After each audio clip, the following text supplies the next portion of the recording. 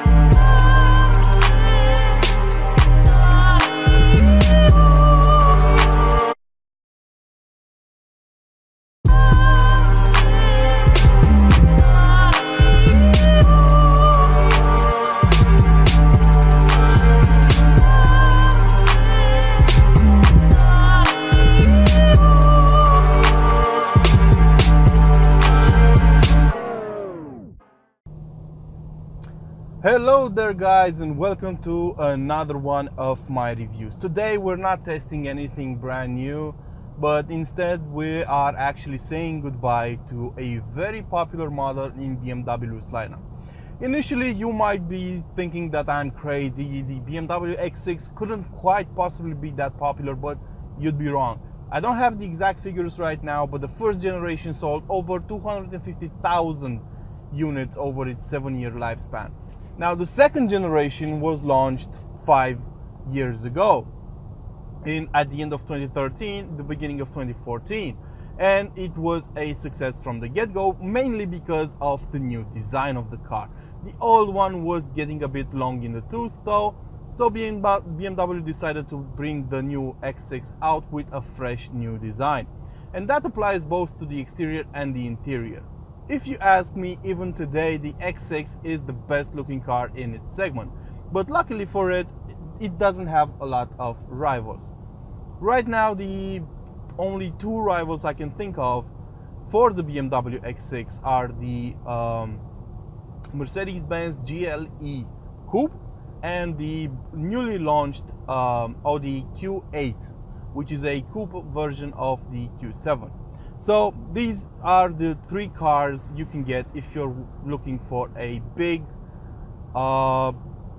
let's say, coupe SUV, an SUV with a coupe design. So that said, I know it sounds a bit ridiculous, but this discussion has been going on in the automotive world for quite some time now regarding whether SUVs with a more stylish approach are actually usable, or if they are even worth mentioning. They seem like such an outlandish creation, such an outlandish proposal when they were initially launched, that most people just scoffed at them.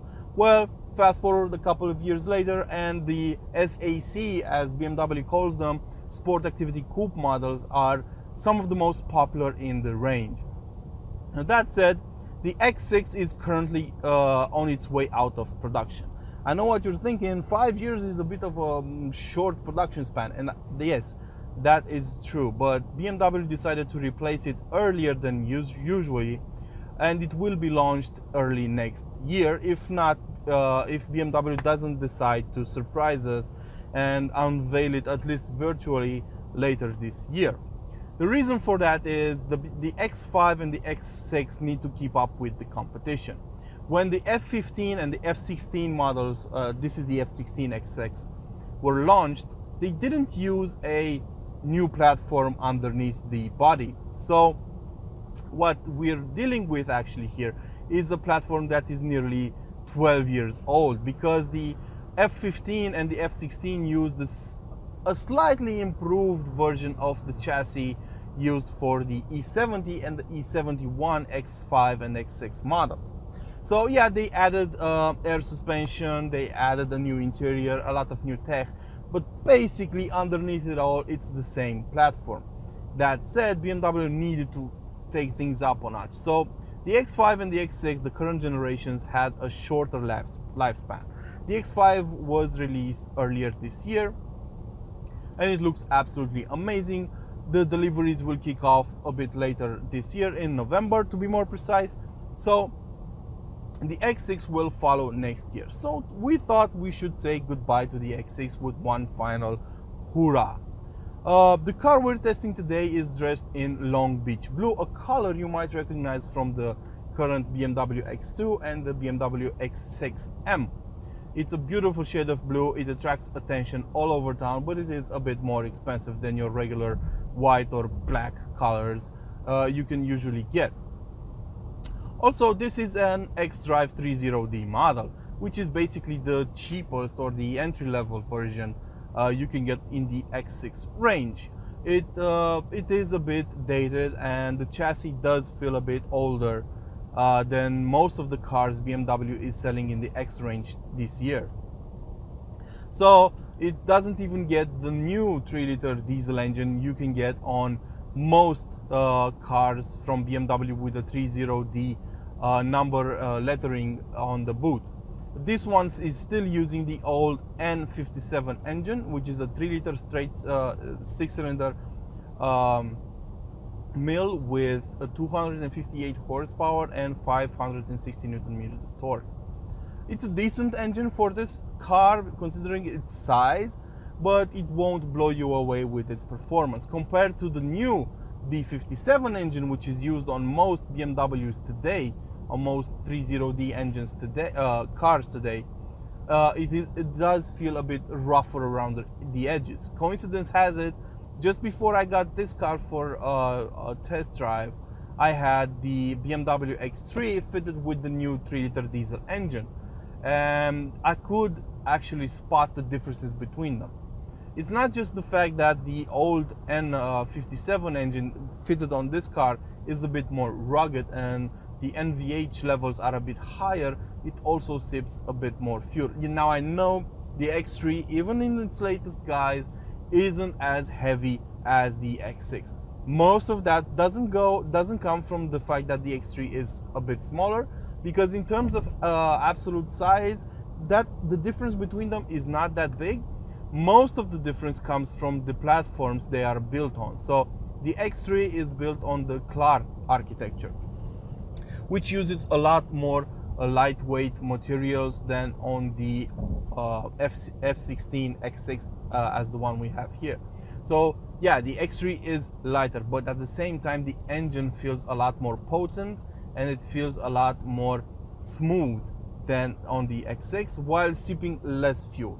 The main differences between them is that the new B57 diesel has 265 horsepower at its disposal, so an increase of just about 7 horsepower, but it also has 620 Newton meters of torque, which is 60 Newton meters more than on this car. So yeah, there are some differences, and the fuel consumption is lower on the new mills. Not to mention that they emit less CO2, less NOxes and so on. One of the reasons why BMW also decided to retire some of its engines earlier than usual, just to keep up with the new regulations imposed in the European Union. But don't think that the X630D is a gas guzzler. Actually, if you manage to keep your foot off the throttle, you will see an average of about 9 liters of fuel being burned for each 100 kilometers covered. So right now I have 675 kilos covered with this car, and I have an average fuel consumption of 8.7 liters per 100 kilometers, which is not bad at all. Now I have to mention most of the miles have been covered outside city limits. That's where the X6 will eat between 8 and 10 liters of fuel for each 100 kilometers, depending on the speed you're traveling with. Right now I am traveling using at an average speed of 100 kilometers an hour, and I'm seeing an average fuel consumption of about 6 liters per 100 kilometers. But if you go up to 140 kilometers an hour, you'll see the fuel consumption going up to about 10 liters per 100 kilometers covered. So you need to take that into account. Around town you'll see about 12 to 14 liters per 100 kilometers an hour covered. It depends on the traffic, it depends on the time of day, of course, it will vary a lot, but I'm guessing over 10 liters, closer to 12. So it's not completely thirsty considering it's a big engine and it's a big car, but I would consider the xDrive30d as the absolute minimum you can get in terms of power. And of course, I wouldn't actually recommend it. I would go for the 40D version, which has a bit more oomph, and I'm sure it sips less fuel because it has more power. But then again, this is a personal view on the car. In terms of handling, the car we're driving here has the M Sport package, which brings a slightly stiffer suspension, which is also a bit lower, and these M Sport seats, these have been upgraded and they are ventilated and heated and so on. So the interior of the X6 is rather a nice place to be, even though it is 5 years old. I still love the layered design of the dash. I still love the digital instrument cluster, which still looks okay to this day. And I'm actually into these carbon fiber trims that this car has. They don't look bad, especially in combination with the Long Beach blue color on the outside, the M Sport wheels and the M Sport package. So if you strip away the xDrive30d badges on the doors, you might actually fool people into thinking this is an M car, which is not. But you know, not a lot of people are able to make the difference between a true M car and an M Sport one, considering how small the differences are in design from the outside. That being said, the X6 is receiving now a farewell from me because it's going to be retired soon. I don't know if I'm going to get the chance to drive it again until the new model comes out. It has been an exhilarating ride. It still looks great after 5 years, and I still think it's the best looking car in the segment. I really don't like the design of the GLE Coupe from Mercedes, and the Audi Q8 does look good, but I didn't get the chance to drive it yet, so we'll have to wait and see. Until next time, don't forget to like, share, and subscribe. If you have any additional questions about this car, don't be afraid to drop them in the comment section below. As usual, this has been me, and I'm welcome you guys to subscribe and follow me for more awesome content about BMWs, and not only BMWs. So until next time, see you guys.